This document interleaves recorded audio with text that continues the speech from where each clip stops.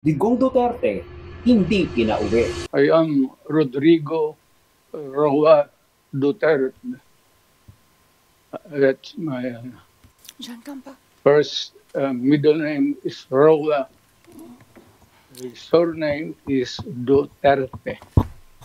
Birth month day is March 28, 1945.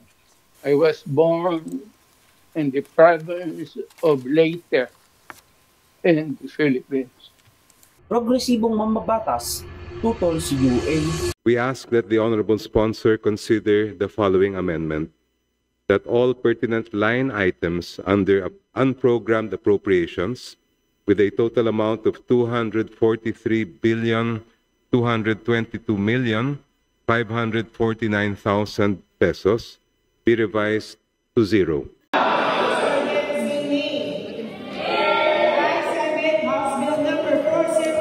Zero UA, ayaw ng representatives. There is a motion to reject the proposed amendment which was objected to by the Honorable Jokno.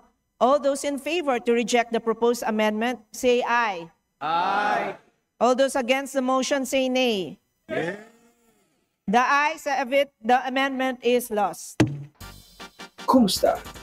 I'm Ulysses or Award Joseph and Walter Tunusa Worthy Recap Booklet Edition number 124. We have also covered since last week, so skip the defenses provided if it piques your interest. Jokno pinapatanggal ang program appropriations 200 billion pesos. We ask that the honorable sponsor consider the following amendment: that all pertinent line items under unprogrammed appropriations with a total amount of 243,222,549,000 pesos be revised to zero.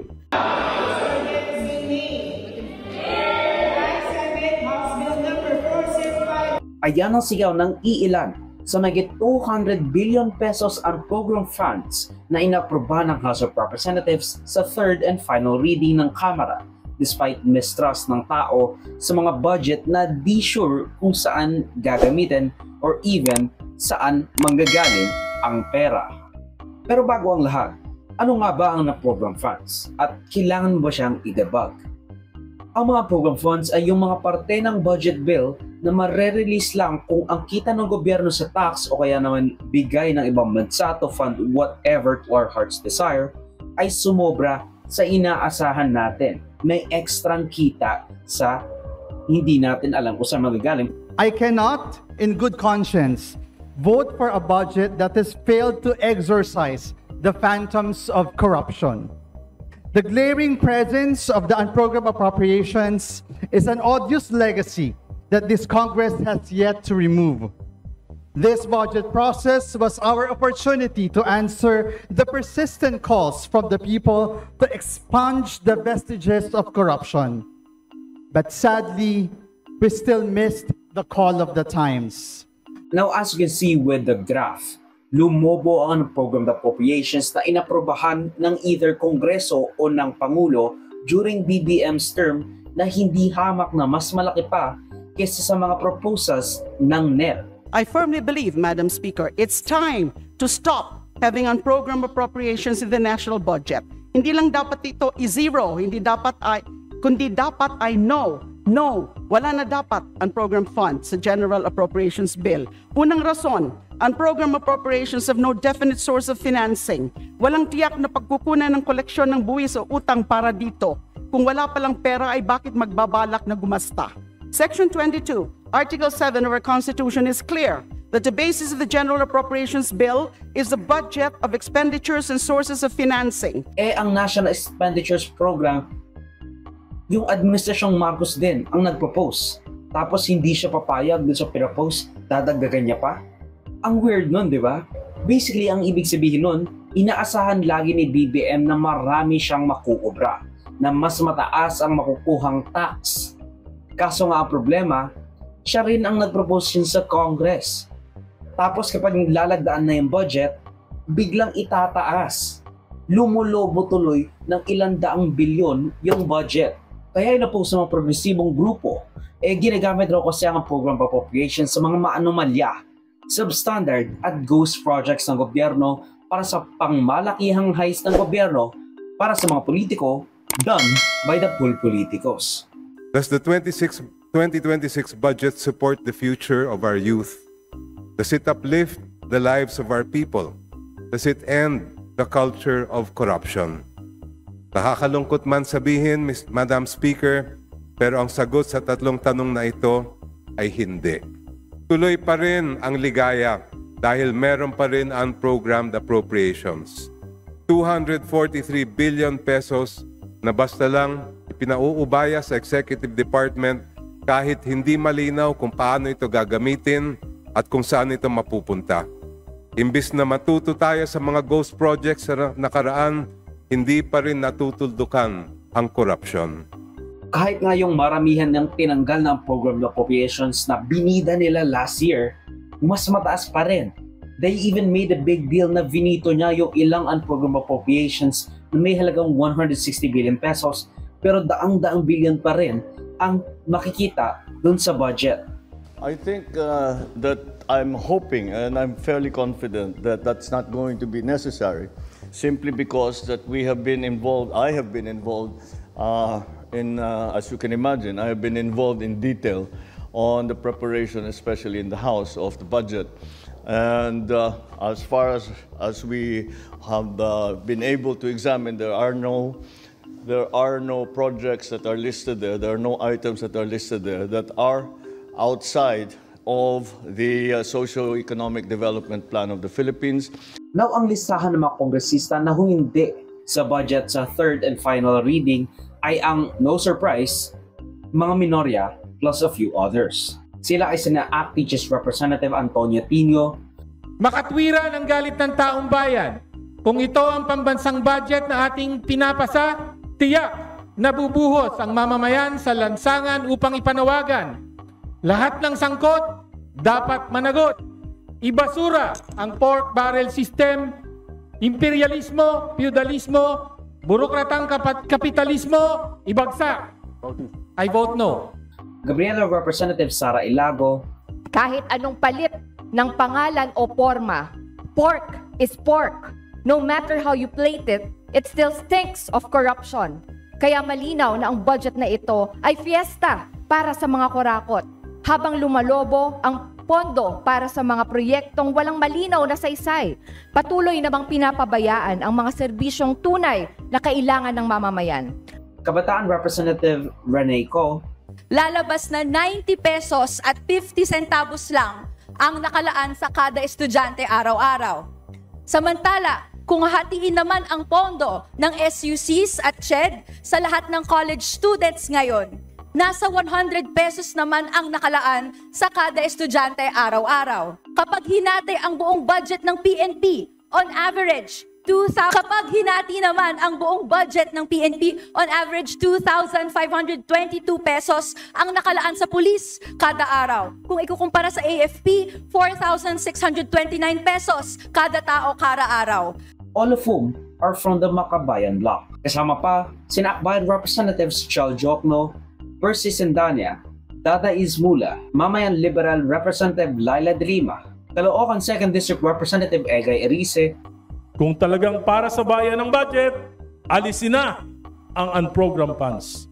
Kongreso ang may kapangyarihan sa paggastos, huwag nating ipasa sa Executive Department ang kapangyarihan yan. Albay 1st District Representative Crisel Lagman, Dinagat Islands Representative Kakabag Au, all of whom are from the Liberal Party, Sagip Representative Paulo Barcoleta, at Batangas Representative Leandro Lefiste. Which is honestly surprising kahit na natalo pa rin sila dun sa kanilang motion to zero out the unprogrammed appropriations. Kahit na-pull sila, tapos 287 yung bumoto para sa budget. That's still a 4x increase since the last Congress, kung saan puro yung tatlong Makabayan bloc, Gabriela, ACT Teachers at Kabataan lang ang consistent sa paghindi sa most corrupt budget, according to some people. Pero meron pa tayong isang line of defense. Sure, nabigo tayo ng House of Representatives, lalo na kung meron ba talaga or magkakaroon man ng mga shady dealings para sa pag-release ng mga unprogrammed appropriations fund. Kasi meron pa tayong Senado. Dahil ayon sa Senado and even Senate leadership, mas konti ang tao doon. Mas madali natin makikita kung sino yung bumoto pabor sa mga unprogrammed appropriations, with Senate President Tito Sotto expressing his intention to zero out the unprogrammed appropriations, kasama na yung pag-livestream ng mga proposals at ng bicameral conference para sa pag-amyenda or pag-insert ng mga stuff sa budget. Alam namin, nakahanda na kami doon. Pinag-uusapan namin nila Senator Sherwin Gatchalian, Senator Lacson, yung grupo namin, yung majority. Di ko masyado nakakausap ang minority tungkol dyan, pero I'm sure they will be supporting the move of the majority pagdating sa budget.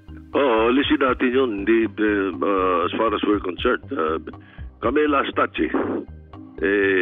gab na ngayon yan, if the General Appropriations Bill na yan, tapos na sila as of yesterday. Doon naman, uupisa na namin yung mga paglalagay ng aming mga nakikitang dapat ikalawin. Like for example, gusto namin ang CHED at saka yung DepEd dagdagan kung sakaling hindi pa nila nadadagdagan. Kung mga konti-konti na lang siguro ang gagalawin doon, importante kasi doon hindi naman namin magagalaw yung personal services at saka yung debt servicing, which amounts to about 65-70% of the entire 6.7 trillion So, pinagtatalunan lang doon yung mga 25% or 30% of the budget. Ngayon, yung unprogrammed, sa amin, talagang nasabi na namin yun. Hindi ka namin papayagan yung unprogrammed funds. Ang gagawin, siguro, kung meron silang iniwan doon, para most probably, based on the last talk that I had with Speaker Boji, yung mga yon pwedeng ilagay doon sa institution itself, para kung sakasakali man, naging institutional amendment. So like for example, yung MAIP, ilagay natin sa DOH. Diba? O, yung assistance to crisis, ilagay sa DSWD. Yung mga ganon nakikita namin. Para yung unprogrammed, maiwan yung para lang sa debt servicing. Pero in the end, I don't think mawawalan ng unprogrammed funds because of the simple fact na unprogrammed funds already have the safeguard of only being released if may dagdag na unexpected kita. And I don't think we'll have a lot of those revenues to even play with. I don't think we'll have a lot of foreign assistance na darating sa Pilipinas, loans, and the grants galing sa ibang bansa. Dahil puro corruption lang ang makikita nila. Puro corruption lang ang maririnig nila.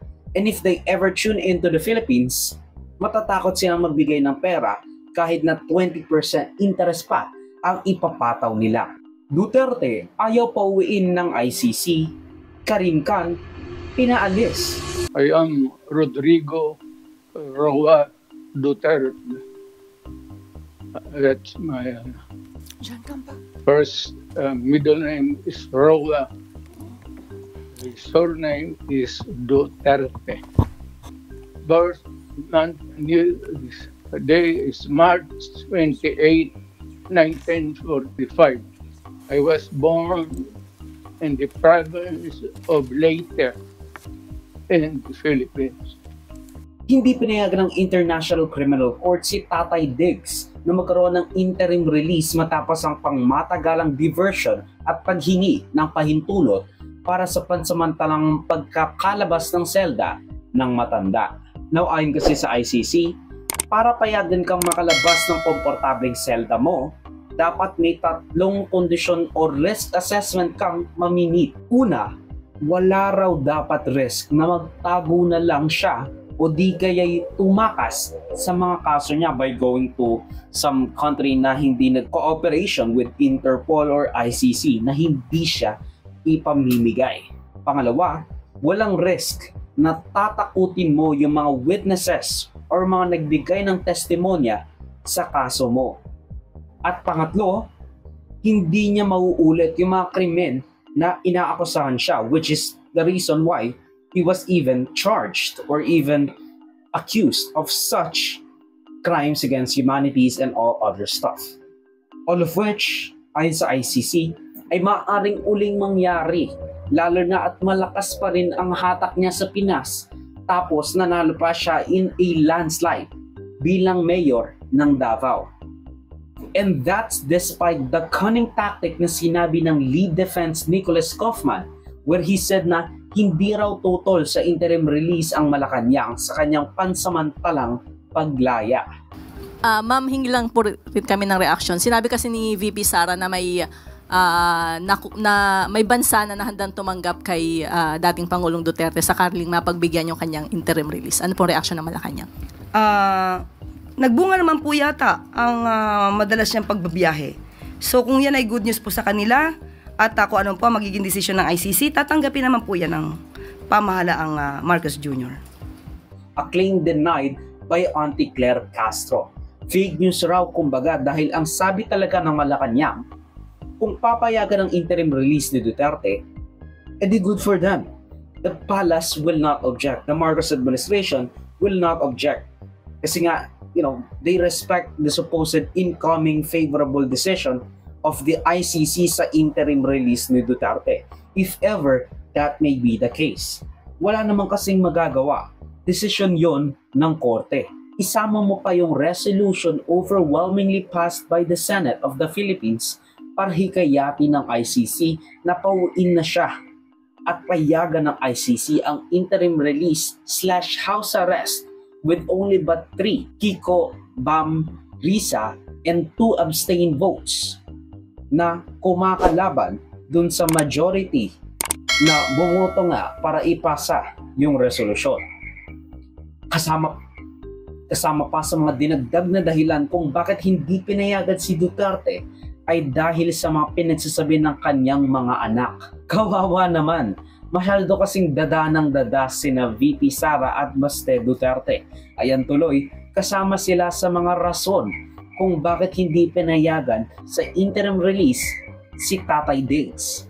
Nagsalita raw kasi si VP Sara sa isang rally na i-jailbreak niya raw si Duterte kasi nga gusto niya na pauwiin sa Davao. Coupled with Baste being the acting mayor of Davao, hindi rin daw napakita na mahina ang kalusugan ni Duterte despite what Kaufman's supposed evidence said or even what Duterte has said.